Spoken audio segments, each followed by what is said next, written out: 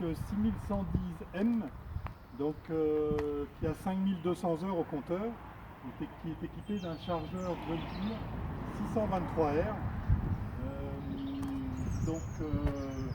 Un chargeur John Deere avec un parallélogramme mécanique, un tablier Euro mailleux, donc on peut accrocher des accessoires soit avec la fixation Euroquick, soit avec la fixation Euro. Voilà.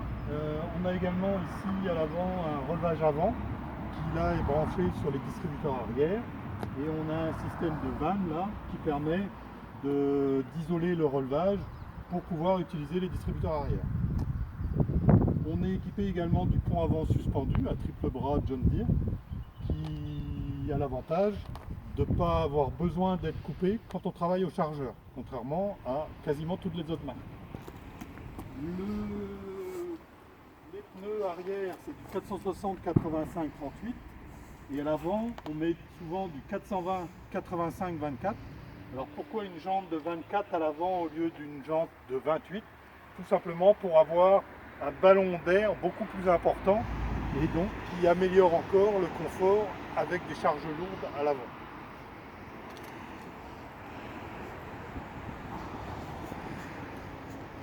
À l'arrière, on a un piton fixe que l'on peut remplacer par un crochet automatique si vous le souhaitez. Et ici, on est équipé d'une chape qui permet d'accrocher le round baler ou l'autochargeuse au-dessus de l'arbre de prise de force. 3 distributeurs, 1, 2, 3, avec sur chacun d'entre eux la possibilité de régler le débit et de régler un crantage pression si vous voulez actionner le distributeur et que le distributeur reste pompé. 4 phares arrière, 4 phares avant, donc voilà.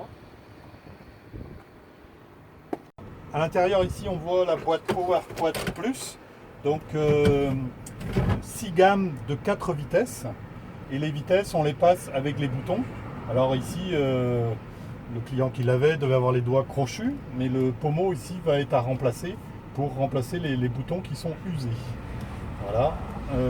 Les 4 vitesses sans débrayer, on peut les passer directement sur le levier ici. Ici, quand on travaille avec le levier de relevage, ou directement ici sur le levier de chargeur. Particularité du levier de chargeur ici, c'est qu'il est électrique, donc très souple, comme un levier de jeu vidéo. Voilà. La cabine, on a la climatisation, réglage de la ventilation, les feux, la sélection du régime de prise de force qui se fait là, 540, 540 économique, 1000 tours,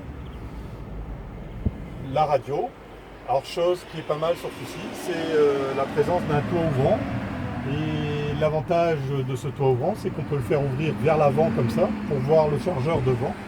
Et le gros avantage par rapport à un toit panoramique, c'est que quand on ouvre le toit, c'est toujours propre, contrairement au toit panoramique où la saleté a tendance à rester dessus. Ici, on ouvre le toit quand on est dans le hangar pour voir où on met la botte, et puis voilà, impeccable.